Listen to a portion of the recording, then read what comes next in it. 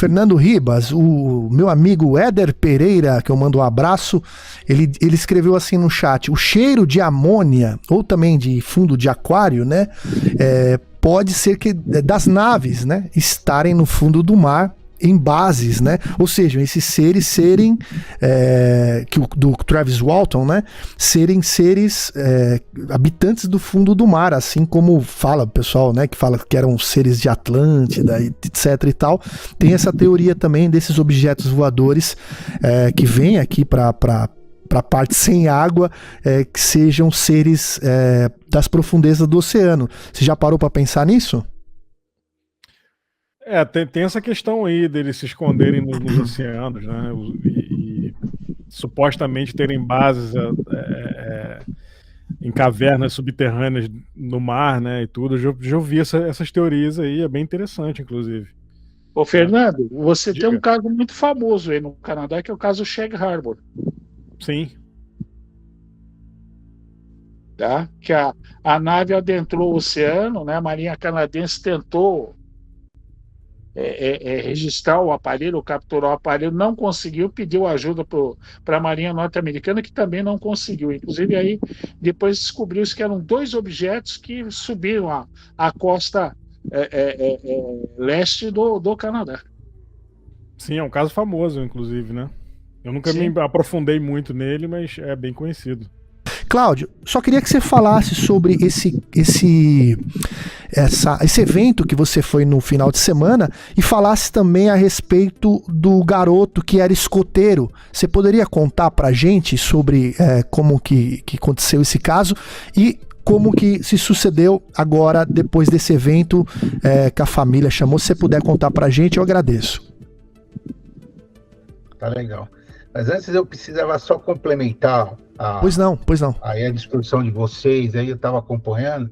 Então, o Travis Walton, ele já esteve no Brasil várias vezes, a convite da revista UFA, a gente teve a oportunidade de conversar muito com o Travis. O Travis é uma pessoa boníssima, já está quase brasileiro, já está quase falando português. Recentemente, no último evento que o Jevaer esteve vivo, que ele fez, que foi aqui em São Paulo, ele estava aqui. Então a gente teve a oportunidade de mais uma vez conversar com ele. O Travis é uma pessoa boníssima. E então, o caso dele, para mim, é um dos maiores casos de abdução, que na verdade não é abdução, ele mesmo ele diz que não foi um caso de abdução, na verdade foi ele provocou esse contato aí com essa luz que acabou levando para ele, você já sabe da história, né? Então, ele se dedica realmente à vida, agora, divulgando a história dele, já trouxe até o filho dele aqui para o Brasil também num desses eventos. Então, para mim, esse caso do Travis é um caso que a ciência ela pode brigar em alguns aspectos, como eu já vi muita contestação sobre esse caso, mas para a gente que estuda o fenômeno, é um caso bem real. Ele teve contato com essas criaturas, que na minha opinião não seriam criaturas aí, como vocês falaram, que poderia ser de alguma base no fundo do mar. Aí a gente acredita que ele disse que eram seres pequenos, então a gente, lógico, já remete aos Greys, né? E que na verdade existia seres humanoides dentro da nave, onde ele encontrou, e ele diz que ele acredita que ele tenha tido uma morte súbita, e que esses seres acabaram ressuscitando ele dentro da nave, né? E tem mais, ele acrescenta que quando ele volta, ele já não volta como ele era antes. Ele acredita que existe alguma coisa diferente nele, ele mesmo sentiu isso, que ele passou a ter algum tipo de sensação mesmo diferente, e por isso ele acha que esse contato que ele teve aí com esses seres acabou de uma forma aí fazendo uma conexão muito forte, né? Um cara sensacional, aí, um cara muito legal. Só queria deixar esse registro aí, porque, né, é um amigo aí. Em relação à pesquisa do desaparecimento que eu faço, é uma pesquisa que já leva alguns anos, né, que eu acompanho o pai de um garoto, do escoteiro Marco Aurélio Simon, né, que desapareceu no Pico dos Marins, no interior de São Paulo, há mais de 30, vai se completar o ano que vem 40 anos desse desaparecimento, e dentro de uma dinâmica de investigação, se levantou a hipótese dele ter sido abduzido, então a ufologia entrou como uma forma de estudo também sobre o caso, de possibilidades que poderiam se formar em relação a isso, né?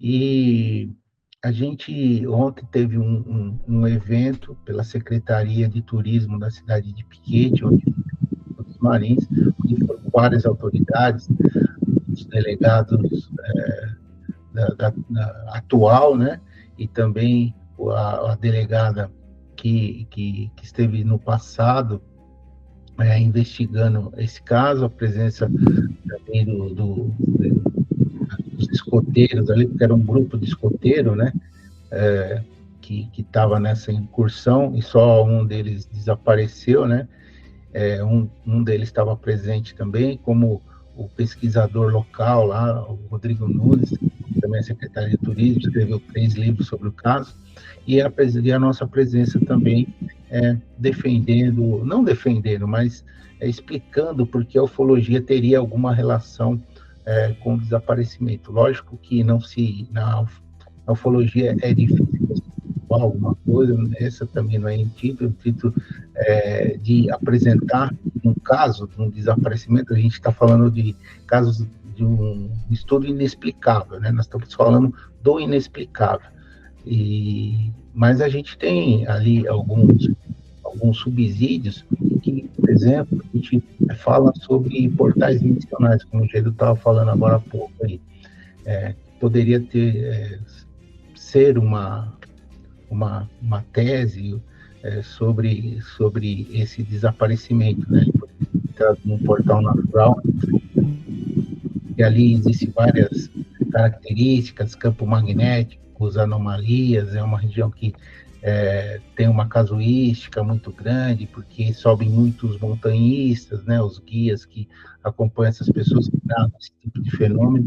Então, existe ali a região da Serra da Mantiqueira, que vai de São Paulo e Minas, então tem uma região de muita incidência ufológica, né? Mas lógico que isso fica ainda no campo do estudo, da apreciação dos fatos, isso, mas é interessante porque não se encontrou nenhum fio de cabelo, como o pai gosta de falar, né?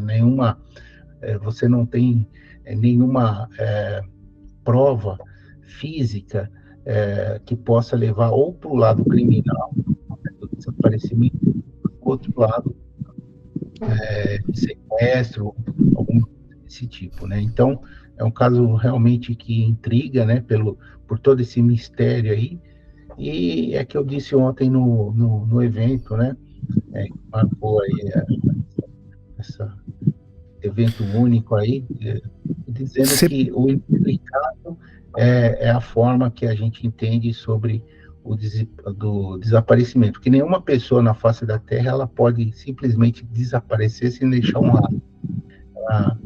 Isso é impossível. Alguma coisa aconteceu com esse menino. Sim. Quando que foi o desaparecimento dele, Cláudio? Foi em 8 de junho de 1985. Nossa. Um ano depois, a gente teve a Noite Oficial dos OVNIs, que foi o grande marco, né, o grande boom daquela época, e onde várias pessoas filmavam bolas de luz no céu.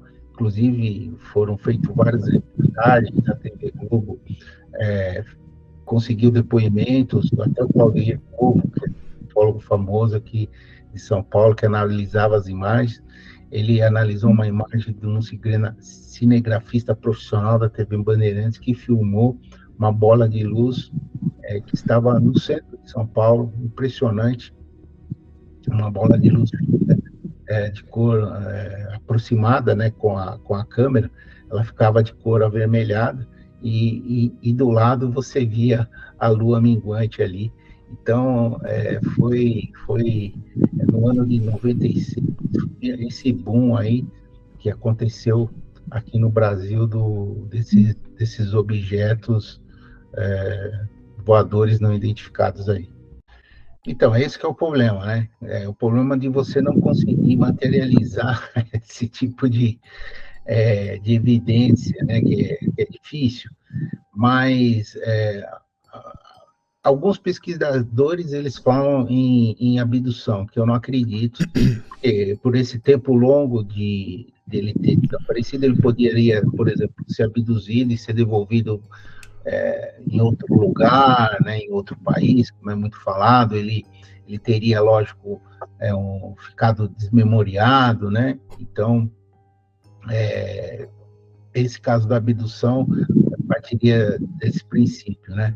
Mas, por conta de muitas características ali, que não vai dar tempo de falar, a gente entende que a abdução não seria uma condição em relação à ufologia, né? Sim. A gente entende que, pelas características, essa questão de talvez ele ter passado por um portal, ou até mesmo ter sido capturado por alguns seres, supostamente seres que vivem na montanha, porque também tem relatos de pessoas ali, até criaturas que são comentadas, que são vistas ali na montanha, né? Então, fica aí nossa pesquisa, que ainda temos que colher muito mais informação, né? Mas que você disse, a prioridade é encontrar o Marco Aurélio com vida, quem sabe ele está desmemoriado vivendo em algum lugar aqui do Brasil, e a família já fez várias tentativas, está fazendo várias tentativas nessa busca, agora com a tecnologia, reconhecimento facial, DNA, digital, na polícia já tem as informações dele, então realmente um caso que é dolorido para um pai não saber o que aconteceu com o filho, né? Bom, eu tenho um projeto que chama Projeto X, que é um grupo de atividades ufológicas aqui em São Paulo, que começou nas bibliotecas públicas, mas infelizmente por conta aí de vários fatores, a gente não está mais alocado nessas bibliotecas, né? A gente roda o interior de São Paulo, fazendo a convite de vários grupos, né? A gente leva palestras e atividades também, e agora a gente está focado num estudo mais aprofundado do fenômeno, né? Onde esses estudos vão virar artigo e depois, consequentemente, palestras, né? A gente tem programando uma palestra para o final do primeiro semestre, onde a gente vai apresentar esses trabalhos, são trabalhos de diferentes temas, né? Mas sempre tentando dar uma profundidade maior aí na questão do fenômeno, na parte científica, a parte de pesquisa também, né? Parte histórica, então está bem diversificado, então esse é um dos projetos que a gente está apostando agora dentro do Projeto X, tá bom? Então, agradeço a todos aí, muito obrigado pela oportunidade. Então, quem quiser ouvir o podcast, o nome é Paranormal FM, está nas principais plataformas de streaming de áudio, principalmente lá no Spotify, só procurar, eu apresento lá com meu amigo Leonardo. E é isso. E aí, quem quiser escutar o Paranormal FM, é só procurar aí nas plataformas, lá no Instagram também a gente tá lá, @paranormalfm.